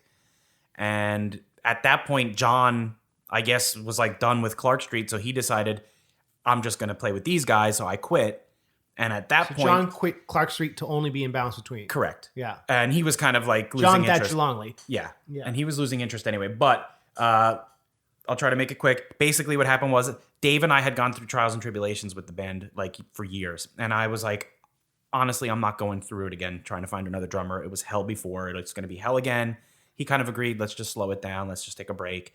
And I'm like, oh, and by the way, I'm going to play with the Balance Between. And I don't think he liked it very much. He kind of, we're friendly now, but I don't know. He never played with Balance Between? Did he come on for a minute? Never. But then what was after Balance Between? Well, now it's Red Hymns. And so Balance Between still plays shows, but we play shows as like a cover band. Okay. We have a spot that we play that we get paid, and we just kind of, we play like 2 hours of like classic rock and 80s and 90s songs. That's tight. Yeah. Do you sing? Yeah, I sing backups in it, but yeah. So basically, it's one of those things we just like, and we played a show recently without Brian. He didn't really want to be involved, but we Clark Street did or Balance? No, Balance Between. Okay, and then we did like a new song that we wrote. Yeah. But it's probably gonna just be that everybody's got too much going on now. But why do you think Jersey has always had such great bands and like It's great live music. Like since the beginning. It's weird, right? It's just. Why do you think that is? I don't know. I guess it's whoever. I guess the people living in that area were better at it than other people, or maybe it was just being so close to Manhattan. Right. Because I mean, my parents' house is literally a couple of miles off of the George Washington Bridge. And the fact, right, you're kind of in like Long Island too, I guess. You're influenced by this metropolis. But Long Island is this kind of terminus. Brendan from Wheatus said that, like, it's a terminus and that it's like you can't, it's one way in and then, you know what I mean? You have to go that way out. So right. People get kind of, they just stay in and play music. Do you think Jersey, maybe because it's suburban and... Well, that's it. And I think also when it was really blowing up, like the punk rock scene, it was like, we grew up in a time where it's really a great time where we grew up with technology developing, but we also, for our adolescence, we didn't have the technology like we do now. Right. So what would you do? You went to a show and literally you watched every band and all your friends were there. And you stick around. That's what you did. And people had flyers and zines and it was like this really strong bred community, which now there's this Facebook group. It's like NJ Pop Punk 94 to whatever, 2000. And it's like literally everybody who was either in bands or part of that scene. That's cool. Yeah. And it's like everybody can still, like, people share their old flyers and their old t-shirts that they find. And this one guy, Mike Doyle's doing a podcast called This Was the Scene. Cool. And he's interviewing every single person that had anything to do with that scene. That's cool. And everybody's flipping out for it because it's like all the reminiscence and stories and stuff like that. Pop punk and ska too, I guess, has this nostalgia because before the internet changed things, and then before the internet being in all our pockets changed things. And I feel like the MC Lars stuff, especially the early stuff, was indicative of everything that was changing, right? So was the pop punk energy and the hip hop, and then rapping about iPhones and stuff before, while it was all happening. Right. What were some of the, do you think, legendary, other than Clark Street and Balance Between and Red Hymns, like some of the legendary pop punk Jersey bands? Lifetime would be the first one that comes to mind. Yeah. They were legendary. And then you have Bouncing Souls. Oh. You have Saves the Day. Oh. So, I mean, those are just a few off the top of my head. Streetlight, but that's more ska. Were they Jersey? Yeah. I believe they were, yeah. Yeah. They were Catch-22 also before that. Yeah. So that's where I think Catch-22 is really what started it. And then Streetlight, it was the same singer and a couple of the guys I think moved over. And then they broke your banner in a fit of that's rage. a story. We played the Starland Ballroom. It was like summer of 06. And they had bad sound and the singer came back. It was just like breaking everything backstage and snapped the banner in half. Yeah, because we took the banner off the stage and then just left it there while we were kind of like coming down, unwinding. In their green room, which we probably shouldn't have done. Yeah, well, it was because we didn't really have a green room, so we just threw it in there to be out of the way. And then he just came in and kind of just started, like, he was having a hissy fit. Because he had bad monitors. Yeah, because, God forbid. No, but he was nice and he paid for it. And like, I'd always have this freestanding banner that was such a production, the setup. But it looked good. It just meant that, like, it was a scrim that we didn't have to hang from things. Now, these days, I don't do banners or video screens. And it's too much. Like Banner Patrol, it's always like, or Merch Patrol. Rob, can you do Merch Patrol every night? You always make merch look good. Yeah, because I have OCD, so I was always like folding everything, making sure it looked perfectly square. Thank you. But, and it's one of those things, like Amanda, my girlfriend, got Red Hymns. She did our artwork, so she was really into it. And she got a banner made for us when we really started to play shows. It's like a 10 foot by 3 or 4 foot banner. Yeah. And I bought a similar stand to the one you had. That's like the trade show like banner. Freestanding. Yeah. It's freestanding. It's got the two things. You put it together, all the poles, and then you can extend it or whatever. But I mean, we've used it as much as we can, like when we're headlining our small venues and stuff like that. But it's like it's too much to just set up, and like if you're not playing last, it's hard. Like you have to set it up somewhere and leave it there, and it's like it's more trouble than it's worth sometimes. I think a lot of the marketing stuff like that was back then. It's harder to like instantly know who was playing and when and stuff. So having like little production like that was helpful. Right. I don't know. I remember like the guy who was the most recent drummer of my new band, Red Hymns. He played in a band back in the day called Jettison, and I remember when we started, Clark Street was playing shows at the beginning with them. They had like every kind of merch you could imagine. They had matchbooks with their logo on it, lighters, bottle openers. And it's just like, it's something I feel like doesn't happen anymore. Like merch was such a huge thing, and now nobody buys it anymore. Well, right. Or unless you have some kind of notoriety. Otherwise, we have hoodies for our band that we just got. We have some t-shirts. We have like decent designs, but it's one of those things. It's like, you bring it to the show, you set it all up, and nobody really buys anything anymore. You're lucky people want to buy your album, and it's like it's such a rough struggle anymore to do it. So it's like really a labor of love if you're doing it still, I feel like. Yeah, I think so too. I definitely, like, I used to do hoodies. I don't, the hoodie. People always ask me, when are you going to print more hoodies? And it's just expensive. it's expensive. Hoodies is like, they're $20 each to make. So if you do 100, it's $2,000. And then if you're doing a new design, you have to set up a screen, which is another $50. And then you have to, you know what I mean? It's like, it makes me mad when I see bands selling hoodies for $35. But then it's like on the converse, I understand why. You have to. You have to. It's like, if you're going to try to make even $10 on it. Yeah. You have to charge that much, and then it's a deterrent. Nobody wants to buy it. What is Red Hymns working on? You've been in the studio, right? Yeah. So our idea from the beginning was to do it a little differently than normal. Instead of putting out full-length records or an EP, we decided we were gonna, and it's not like a concept. We didn't really have any plan in mind, but we decided the approach was going to be, let's do 4 3-song EPs. We're calling them EPs, but I think if it's 3 songs, when it comes to TuneCore and putting your stuff online, they consider it a single. But 4 3-song EPs. We're calling them volume 1 through 4. And the artwork is all, it's a painting that Amanda did. And basically we're using the corners of the artwork, and it's kind of all similar, but that's different. cool. Oh, so it's like one picture. So it kind of looks like one picture, but it's obviously all thematically the same. It's the same painting. It's just a different corner. And then we just did volume 3 in the studio. So we're getting it mastered right now. We'll be releasing that in the spring, I believe. What is your rehearsal schedule like with Red Hymns? We were really gung-ho at the beginning. We were doing like at least 2 to 3 days a week. It kind of slowed down to about 1 day a week now. We do Tuesdays, and then we try to do as many Saturday afternoons as possible. Wow. Because we try to do every other Saturday because, we all have lives and who's married and who has just things going on. But it's just one of the, we try to do that because Saturday seems to be the best time to actually work on things and hammer stuff out because you have that extended amount of time. It's early in the day.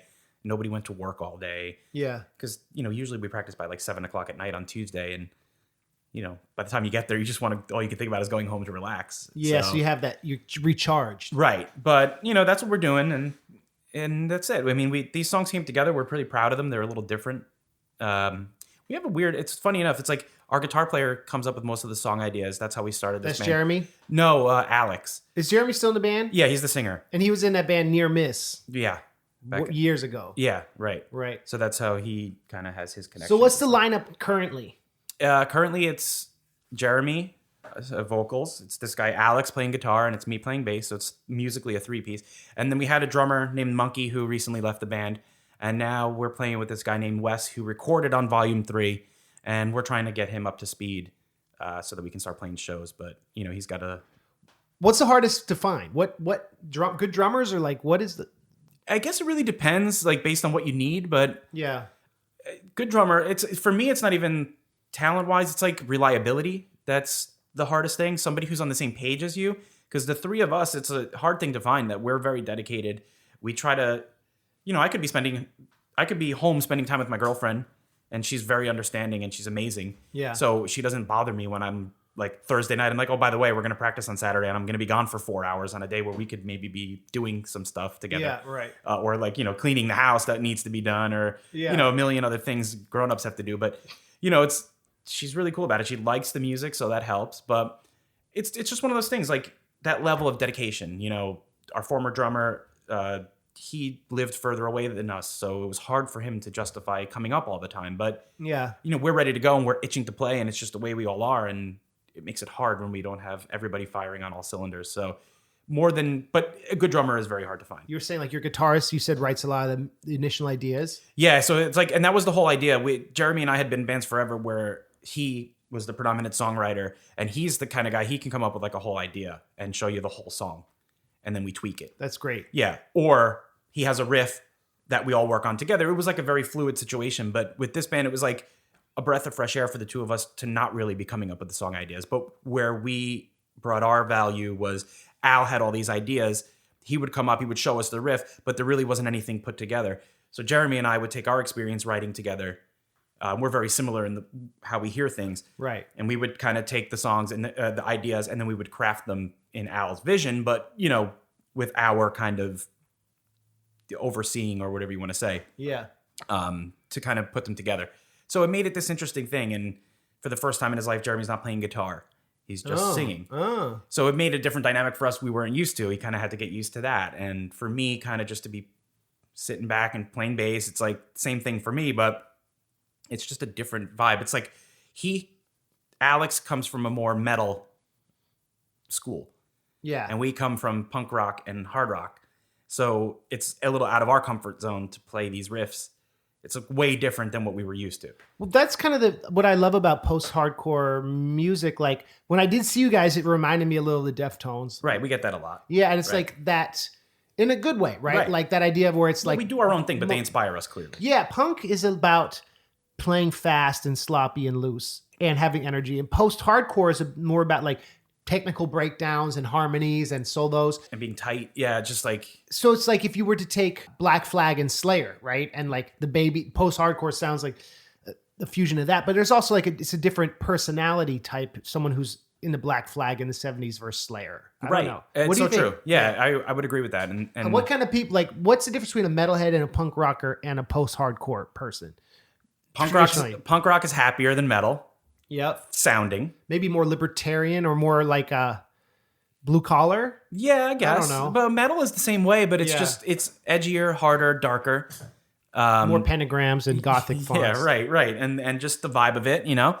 And then you have your post-hardcore that's more the blend of the two but I feel like post-hardcore is like all the heavy elements of metal, but then it has melody to it. That was kind of where post-hardcore and emo was kind of like Rites of Spring, that whole thing, right? Right, exactly. So to me, it's like the best of both worlds. So it gives you that melody where you have that something to catch you, but then you have that heaviness where you might scream a little bit, but for the most part, you're singing. When I think about pop punk, I always think of the first pop punk band that came from a punk genre, punk background, DIY background, was kind of really Nirvana because they were they came up in punk, but Kurt loved the Beatles. And so that was like, and then in a way post-hardcore with like, maybe not so much. I don't know. You can't really call Nirvana post-hardcore. No, but they were so punk. I mean, it's so melodic. And then watching Montage of Heck in particular. You saw that? Yeah, it was cool. I love that. I didn't see the other one yet, which I'm really interested in seeing. What's the other one? Bleached or something like that, or Soaked in Bleach, which is about the Courtney conspiracy. Yeah, which is that movie is a little crazy and biased, I think. What a little conspiracy kind of. Yeah, but I mean, hey, I haven't looked into it too much, to be honest with you, so I don't really know what I'm talking about. But from what I've heard, I don't find it to be a surprise if she had done something like that. Well, I think the story is that they were fighting, and he kind of was, she was going to cheat on him. She did already. Yeah, and it drove him to. Yeah, that was the last straw.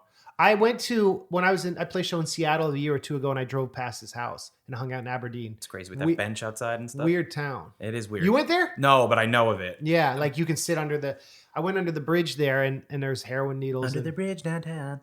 Wait, so they're people paying homage to him by doing drugs there? All this art and... Yeah, and his house was for sale for years. No one wanted to buy it. It recently sold. And it's like, Aberdeen is rough, dude. It's a bad area. It's just rough. It's like so far away from everything it's forgotten. And a lot of like opiates have definitely destroyed that town. I was going to say, that's why he's sitting there just writing music all day. But to me, and what I was going to say was, it's so punk rock because that's what really made me think of it. Like seeing them playing in a bedroom at a house, like some dilapidated house. Yeah. And you know what I mean? And like playing a show. And it's like, just hearing all the stuff early on, the way he like... I don't know. It's just even just in his voice, it's like it was so punk rock to me. Nirvana was punk rock. To make it marketable, they had to talk about the Northwest flannel wearing aesthetics of it. But like moshing came from pogoing, which was like something the Sex Pistols started. Right. I was talking to Ashley about this the other day, how like I feel like talking about sea changes and cultural movements, there won't be another band like Nirvana because they were the last band to make an underground thing super mainstream, and now there's no real distinction. And I think, right, I don't know, that's where the urgency and the need for playing for passion is so paramount. Do you know what I'm saying? Yeah, it's true. Well, and there isn't really an underground anymore because there's so much exposure to everything now. Anybody can start something and just put it out there. What do you think of modern music? Is there anything you like, or pop music? Not really, to be honest with you. I mean, there's a few of the bands that I stick with that I like Thrice or Deftones, I feel still put out really good music. I'm stoked that Quicksand's putting out new music. But I don't know. I can't get into any of the newer stuff, to be honest with you. You don't like any of the pop? Do you like any rap stuff? No, not really. It's I don't really interesting. listen to it, to be honest with you, anymore. So I wouldn't really know, but I just don't like, Yeah. I don't like the content. So it's not anything that I would find myself liking. You know what I mean? I feel like it's just nonsense. I love Kendrick and I love like Well, there's the a lot of exceptions, rap. right? Yeah. Right. So, but for me, it's like something like Mos Def would be something I'd be into. But there's nobody doing anything like that. What do you think is the last great mainstream rock band? Like a huge band. Yeah, trying to think. I mean, the last big band, Foo Fighters? Yeah, but like newer. Imagine Dragons are kind of one of the last big ones. You're probably right. But I don't like them either. Yeah. I mean, they have their catchy songs and you sing and it stays with you. So it's like they're doing something right. But it's just cheesy. I don't know. To me. That's why the underground is so important. That's why like the podcast medium is so important. And like, I think there's like a badge of honor to put a heck of time into a YouTube video or something and only get like 500 views. Well, that's the problem. Everything is disproportionately directed. Right. But that's okay. I think that's okay if you care about it. But it's funny. It's like, I don't know. It's like, how do certain things hit and certain things don't? It's like so weird how people pick and choose what they like. Well, I think it's algorithmic and like the big YouTube creators who have more subscribers get more supported. And if you're on a major label, they trick the views to look like things happen virally. But music is so weird because like for me, it's almost like a pride thing. Like you wear these bands as a badge of honor, what you like, right? Sure. So how could you love something that's so, for lack of a better term, stupid? It's like these lyrics, these hip hop songs that are out there. It's like they're so unintelligent. It's just about like you're saying, Xanax and money and guns. Yeah, and like right and like to me, it's lame. It's like why are you into? How could you be into that? Like you're just a sheep. I know. Well, I always felt that's interesting because now it's the SoundCloud underground rappers. It's like that's the new punk rock in a way. This is a common theme on this podcast, like people doing these grimy at home laptop rap beats. Right. And I don't know, man. I mean, I think one of the bands that I really appreciate that is intelligent and put out a lot of great stuff and still pretty relevant is Descendants. And you got me into them. Yeah, they're great. What's that? When I Grow Up? Yeah. Yeah, I remember you sent me that song. And Yeah. You have always been a big influence on my taste and introduced me to bands that I maybe not have listened to. I wouldn't expect that thinking about it. You know what I mean? Like I would never think that. That you were an influence on me musically? Yeah, right. Did I introduce you to things? Of course. Like what's some stuff? Johnny D and the Baby Munchers? Yeah, well, yeah, that's crazy. That's funny. Trying to catch me eating babies. Yeah, right. No, just like I don't know. It's just everything else. Like I don't have anything in particular that I can say, but just the whole experience was something. You know what I mean? Like that whole 5 years of my life was like a whirlwind. It was crazy. We were fated to meet. And I'm glad we stayed friends, man. Of course. How could we not? But what advice would you have given me at 23? And then I'll tell you like 3 things I would have told you at 23. Should I go first? Yeah. Say what? Don't be afraid of moving out of your parents' house earlier. Yeah, right. Of course. The second thing, maybe don't be afraid to quit Clark Street earlier. And the third one would have been to not need the approval of the gatekeepers. Yeah, but to be honest with you, it's like if I were going to give you a piece of advice, it wouldn't be any. It would be just don't stop. Right. Don't stop. Because you not stopping continue to like. It's crazy to think about it though, that you're still doing it. It is weird. And it's like you're still doing it like actively. Like it's not, you haven't slowed down at all for the most part. Like it's so crazy to me. Like it just, you know what I mean? And there's still a market for it out there. You're still like bringing kids to shows. You know what I mean? Yeah, like, that's really lucky. And that's been because nerdcore, it was never cool. So it never became uncool. Well, right. But you also got in with the certain people who are still doing it themselves as well. So you guys can just stick together and, go out there. Which is lucky. Of course. Yeah. It's great. Maybe advice like I would have told myself, don't pour water down Rob's pants. We was trying to help. And here's the thing between you and I. You and I knew exactly how to push each other's buttons in the way that was going to infuriate each other. But something like that wouldn't have gotten you too mad. Yeah, but no, it wouldn't. First of all, literally shit happens. So there's no way that I would have gotten mad at you for it. But, that's just part of my personality. Is to always be like, I can't believe you did that. Whatever. But. What else pushed your buttons that I did? Oh, you want to know I think, which you wouldn't even guess that this would be the one, but the one thing that got me so mad, you were on the tear and it was Chappelle Show time and it was Brothers Be Nappin'. You kept texting me. And I was like, because it was, what was the Chappelle Show reference? Brothers Be what? I forget what it was. Yeah, it was Brothers Be something. Okay. And it was like Paul Mooney or something like that. Yeah. And you got on this tangent and it was just, I'd be like in the back of the van trying to sleep on this like 11-hour drive. And it would just be like, and I had at this point, I had like a prepaid cell phone because it was like 07. Right. And it was you couldn't turn your phone off? I could, but it was like whatever. And he just kept texting me, and it was like bzz, bzz, bzz, like 10 seconds in between, and it would just be brothers be napping. Brothers be napping. Brothers be I want napping. you to wake up and like joke around me. Yeah, right. So I was like, and then it was like a stretch of 2 or 3 days where it was non-stop.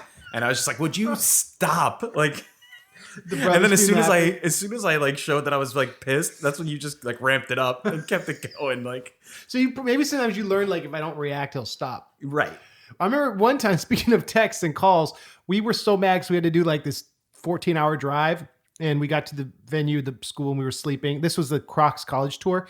And Mike, our incredibly patient, kind tour manager, for some reason, we were like kind of jealous that he was sleeping on the bus. Yeah. So we just all relentlessly started calling his cell phone. Because he was so obviously jealous. Well, he was busy like working. No, I think he was sleeping.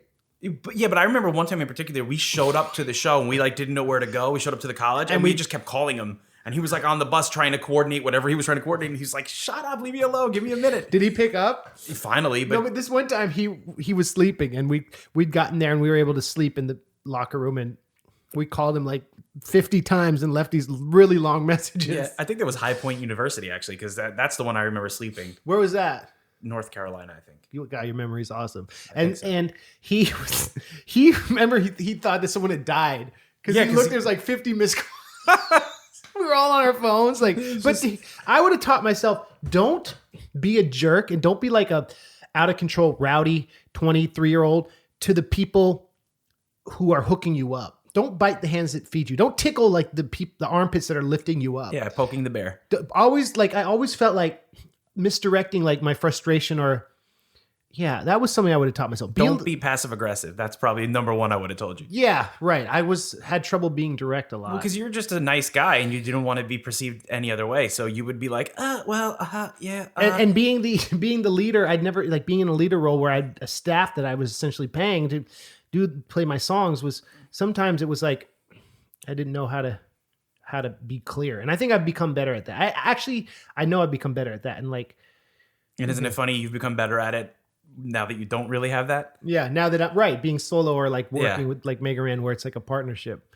Being clear, but also knowing like what I want in my life and trying to like going back to this whole thing about like making music for fun. You know, I try to have that joy and spontaneity in everything I do. Right, you should. You need to have that because otherwise, why make music if you feel like it's for...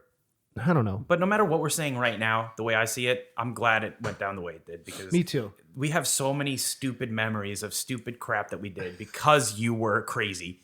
And then I would feed off of that craziness. It's just like, we did the most random shit. And we're like, here we are in another country. Like, lucky we didn't get arrested or in more trouble. Like, doing stupid... And like, I say that, but it's not like we were doing bad things. It's just, we were being rowdy and adolescent and having fun. Like, what would you do at... What was I, 25 years old in the United Kingdom playing a show every night to 300 or 400 kids? Yeah. Yeah, where they're there to see us. Yeah. That was like a shock. They knew the songs. Yeah, going nuts. Yeah. Flipping out. Moshings, crowd surfing. Like it was, jumping up and down when you told them to. It was great. It was a rowdy time. Asking to take pictures and sign autographs. That was like the best time. You're right. If it had just been like us calmly punching the clock, it's like we wanted to manifest this rock star Bloodhound Gang DVD life. Well, who wouldn't? I mean, that's the dream of everybody, right? Yeah. To me, anyway. It's like, I kind of, thanks to you, got to accomplish my dream in some way. Like, dude, I got to go to another country and play music to a lot of people every night, like on a real tour where there was backing and there was a little tour booklet and a laminate, at least the first one, and we had a tour driver, and you know what I mean? Like, it was crazy. And shout out to Network, like, for everything they did, especially Nell and Tom, and they really, you know, getting me a work visa with no publication out there about me being a musician. That was another. Oh, how'd they do that? They paid somebody to write some article that was like talking about me being in another band. Yeah. And that was enough. Wow. That's crazy. And that was, I remember that was like a struggle. Because we had to get the work permit really fast. Yeah. Because it happened so quickly. That's crazy. Yeah, they really pulled a lot of strings and helping me, like doing the Craigslist stuff and helping me audition people was what led us to meeting. And so another thing I learned is that I tell myself is if things don't go exactly as you want, be grateful for the little things that do go miraculously well and don't expect more. And I think that's like a great thing we learn in our 30s to show up, work hard, be kind, and be grateful. Yeah, for what you have already. Yeah. Right. So, Rob. oh wait. Before we'd be remiss if we don't go back to Nas, which is what we have. We have to totally go back to Nas really quick. Oh my God, our listeners are almost like they're fuming. They would have been cheapened. They would have been like, "What? You're liars." I would have. Know what I would have done? I would have edited that part of the podcast. And done an amendment. No, but let's talk about that. This is great. So this is real one quick. of our last big shows we played together. Yeah, well, and it was right in the height of it all. But Mike got us the shows, and it was 2 shows, and it was one at Johnson and Wales University opening for Ludacris. But the Ludacris show didn't happen. Well, right, but it was like Saturday night or Friday night opening for Ludacris, or something like that, and then Saturday was opening for Nas. And there was a swine flu outbreak, so the Ludacris show didn't happen. It got canceled. But then we had Nas the next. I was in Europe with Zebrahead, and I was like, Mike, any show we can't give to K-Flay. So that's what happened. Oh, no, but We never opened for Ludacris. No, but the show never happened at all. It happened a few months later. Oh, a few months later. Yeah, okay. and she got the gig because I said give it to her because I couldn't do it. her. Yeah, so that was tight. So we just had the Nas show, and my friend. Sorry to interrupt. I just want to say my friend Pat, who 23 is about, his parents were there, so I was like, really wanted to be a great show. Willimantic, I think, Connecticut. Yeah, Eastern Connecticut State University. Right, and which was Willimantic, I think. I think you're right. Yeah, you're right. Maybe I'm wrong, but anyway, whatever. So that was a weird show because all the college shows we played were for the college students. But because Nas was such a huge star, they like opened it to the public. Okay, I didn't know that. So there were random people there who were probably like not college students, older, in their 20s, probably drunk. Because Connecticut's near New York and Nas is Queens. Right. And they want to see Nas. So it was like 3,500 people in this gymnasium. And we get on the stage and it's like, to go back to what we were saying earlier, it's like these nerdy white dudes. Mike had the ponytail. Oh my you God. had the crazy hair coming out of the bottom of the A's The cap. big with pants. The big pants and the wearing oversized t-shirts. Like the average homeboy shirt. and I here's think the is best. where that- Yeah, and here's the best part of the pants. The baggy ass pants with the Sharpie marker stains because you would just put the freaking Sharpie marker in your front pocket. And for years I wore my Stanford lanyard for my keys. Yeah. That was so gross. Right. So with the freaking the big ass Converse shoes and whatever. And then you got me and I'm there with my horrible hair that I had at the time. And then you got John. We didn't really fit on that bill. Let's put it that way. We didn't really fit as a band. We looked like a bar band. Yeah, like a ragtag group of like bums. Then for years, you guys would just wear the MC Lars shirts, but you weren't feeling that. That was a struggle too. I was like, oh, I don't want to wear the band shirt that I'm playing in, but hey, whatever. I fought you on it as much as I could, but I always gave in because what was I going to do? But so anyway, the Nas show, they were like booing us off the stage. Get off the stage! Yeah, we got to see Nas, and they were going hard. They hated us. Oh my god! And it was like, well, we were killing it, but I just remember being like having 3,500 people with this vitriol of hatred of like, what are you doing to our culture? Yeah.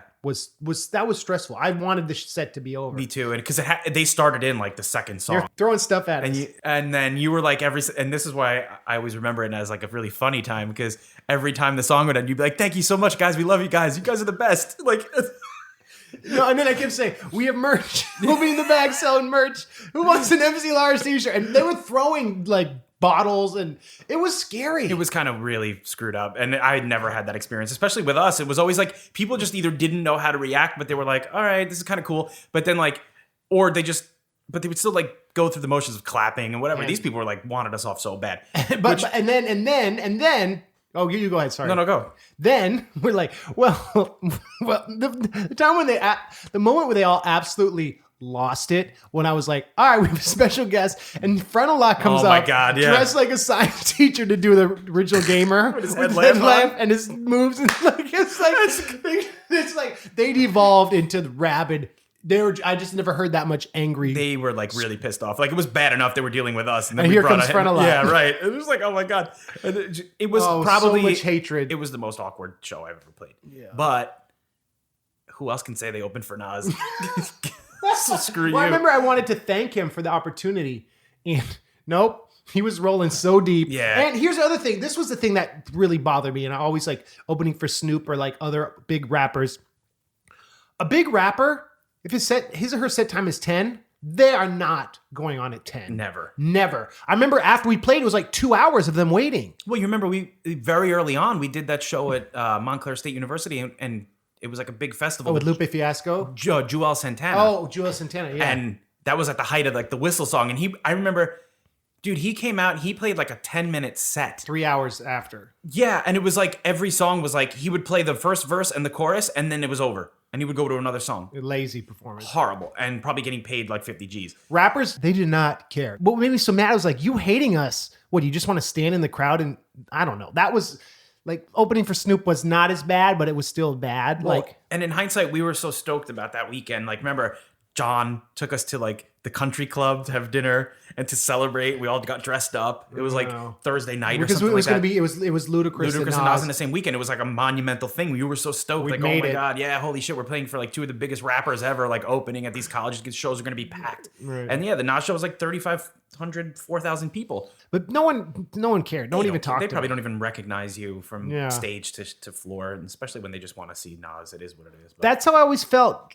Like it was a poignant metaphor for how I always felt like trying to get mainstream rap people to like me, because they never will and they never would. No, but I think that was probably not the right idea. You should have been targeting punk rock kids and rock kids. That's 100% true. I think that was... So there is number 2 of advice I would give you. Don't target mainstream rap fans. Yeah, but having said that, I remember like doing those college shows, Mike would always make it sure we were paid enough so I could pay everyone and like pay for studio time for the Robot album. Well, that's why those shows were the best, though. Those shows were when we were treated the best. It's like you were getting catering. Right. You had your own dressing room. Right. You had everything you needed, and it was cool. I mean, it was cool. It was cool. If what you feel like what you're doing is dope, you don't need to placate people who you feel like are the tastemakers who are going to like tell you your rap is legitimate. Like, just do it. And that's always been like the power of underground music is people just do it because, and Fat Records too, do it because you love it and whatever like that. And that's the inspiring thing I love about punk and hip hop. Well, you found a niche that not everybody out there in the DIY would do. So like, I always be stupid to try. Well, if I ever talk to somebody and they ask me, oh, what did you do? Who did you go there with? I'd be like, it's this guy, MC Lars. And I'll always say, if Weird Al and the Beastie Boys had a baby, that's the sound. Hey, that's nice. So I think that's a pretty good comparison, or description. But then again, it's like one of those things. It's like, that's a niche that like, who out there is like in a garage writing songs that sound similar to Weird Al or something? Not to say it sounds similar, but in that vein. Who's doing that kind of almost, not parody, but obviously you have some, but you know what I mean? Like that whole vibe. Who's doing something like that on their own? Yeah. That isn't already established in some way, or you know what I mean? And then melding all the different sounds together. So there was a niche there. So it's like that was really the target audience. But a hip hop audience would have been more mainstream. So I get it. It was suburban kids who wanted something smart. I mean, the guest who I've had on the show, the biggest influence stylistically would have been Adam and His Package. You remember him? Yes, of course. Yeah. So, but here's the other part of the problem too. That in order to do touring the way you did in the scene you were doing it in, that's where you had the best opportunity to get on shows, to play shows, to do tour. Because like I feel like hip hop shows don't really happen that often, and it's not the same. It's not like a show where they sell merch. I feel like these guys just show up to a club, they play a few songs, sure, and that's the end of it. And it's like. That's not like a show that I'm used to. I'm used to a show with 4 bands and it's a bill like and super mainstream, like Drake-esque. Well, maybe he's different because he's like stadiums. No, I'm talking about more on a DIY level, like something where it's like the local scenes, and that's where you were really touring. Yeah. Like you were playing these more punk rock shows, like where you would just come in and kind of meld these two worlds where you kind of fit, but you kind of didn't. So you stuck out. But yeah, if you were going to try to stay on the hip hop circuit, it's a completely different animal. Well, and that's why nerdcore is kind of like the strange baby that came out of this, which felt like this novelty thing that wasn't going to last, that it was like a bad version of rap that now is a thing that you're right. Like that was always an asset, being the one different thing on a bill of a bunch of local. Right. And I'm lucky to have like great friends like you who gave it this musical depth that made it awesome. Where can people support your current project? I don't even care, to be honest. Like we're recently talking about, we have some new merch, so we're going to like update our site and figure it out. But yeah. I don't believe anybody even goes to it anymore. It's all about your Facebook page. So we have a Facebook page. It's Red Hymns. Well, now you're going to have people go to it. Yeah, well, because of the show. Yeah, I hope so. But I'll be looking at the likes to see if they go up. But it's Red Hymns, HYMNS, like gospel hymns, but they're obviously not gospel hymns. But we have our Spotify, we have Apple Music, all this major streaming stuff. That's pretty much YouTube. We have a bunch of videos on there. We have a channel. Do you got like I remember a few years ago you guys were you did an East Coast tour, but was that with the Bounce Between? Yeah, Bounce Between. We did an Audio Tree live session in Chicago. We were really lucky. That's tight. when we release stuff, we don't work with them all the time, but we'll hire a publicist. That's Earshot Media. They're great.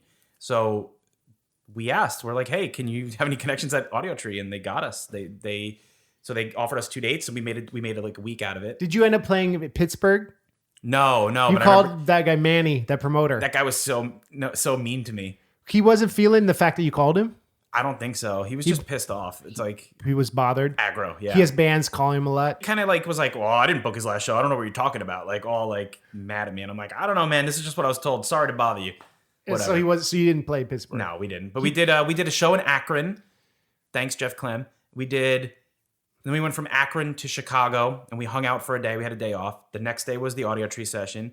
And then the next day we played a show in Chicago with our boys Hidden Hospitals. They hooked us up with the show. They're great guys. That's cool. Awesome band. Check them out. Would you want to do more touring if it came up, or is it kind of like so much? Well, we always talk about it. So I mean, we have a few people we could give our songs to that who knows what could come of it. But I don't expect it anymore or think that it'll ever happen because it's so unlikely. But we always talk about it. If it was something that was worth it, we would do it.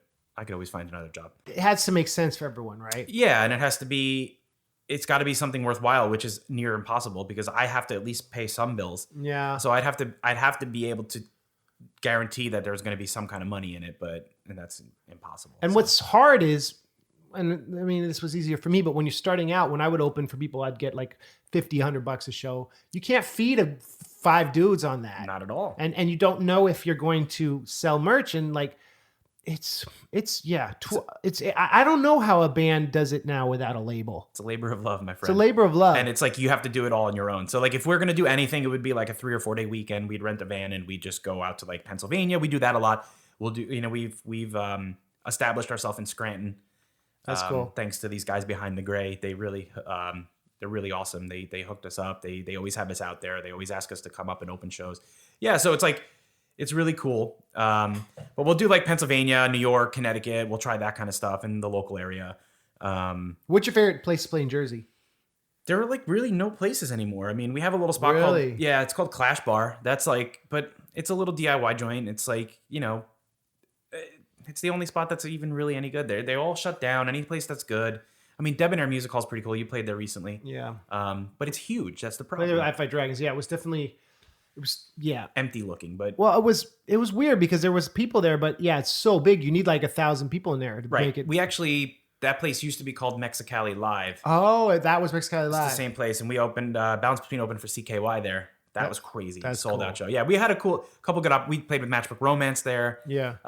We've gotten some good shows. That's our thing. Like we pick and choose, we wait, and then we have some people that we can hit up, and we're lucky enough to when touring packages come through or bands come through that don't have a touring package, right? That's when we have the opportunity to be the local support. To me, punk rock is about the friendships you make, the opportunities, and the love of what you do. Creating something that's not run by someone who's telling you should be creating it. Well, right. That's the whole art, business, commerce thing that's confusing, which makes it like when you're touring with your, we hung out so much, and these days we don't hang out as much as we did, but like I instantly feel like we are back where we started when I see you, because we have this like love for music that transcends all this business stuff, which can be, it became a friendship. Can destroy friendships if it goes wrong. Of course. But it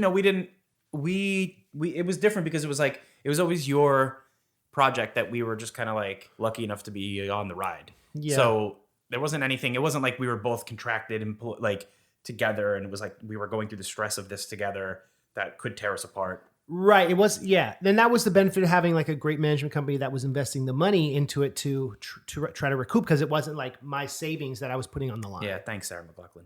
Yeah. Right. Thanks, Avril Lavigne. Avril Lavigne. Yeah. Right. So it's all good. Rob, let's end with Red Hymns. We're going to do it. Bye. Love you.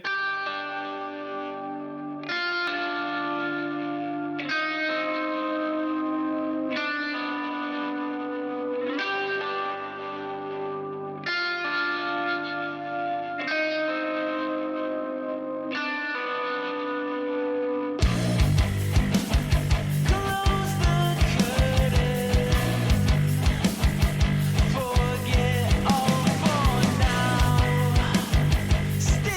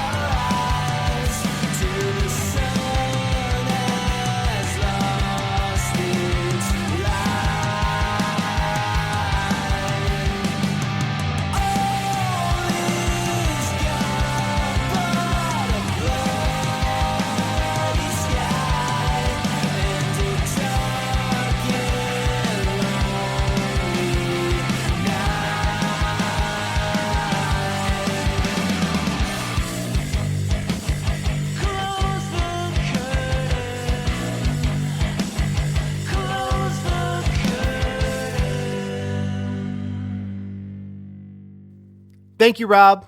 That was awesome. And thank you, everyone, for tuning in, for listening, for supporting. I wanted to shout out the people who made this episode possible, the Patreon supporters. Shout out to the new ones, Kathy, Luke, and Karina, and to the old ones, Amory, Marissa, and Johnny. If you sign up, you get 2 exclusive songs a month. You get a shout out on the podcast. You get merch. You get all sorts of cool stuff. So patreon.com/MCLars. Next week, we got one of my best friends in the world, Chris Gates. Chris Gates is an accomplished writer who's written for Mad Magazine and done reviews for some huge magazines. He's done a comic book. He's done scripts. He's amazing, and I love him. So we talked about what life is like as an independent writer in Los Angeles, and we reminisce about middle school and some of our old hijinks. So check it out, Chris Gates, next week. Until then, thanks for listening. It's your friend MC Lars. Happy summer, and I'll see you all soon. Peace!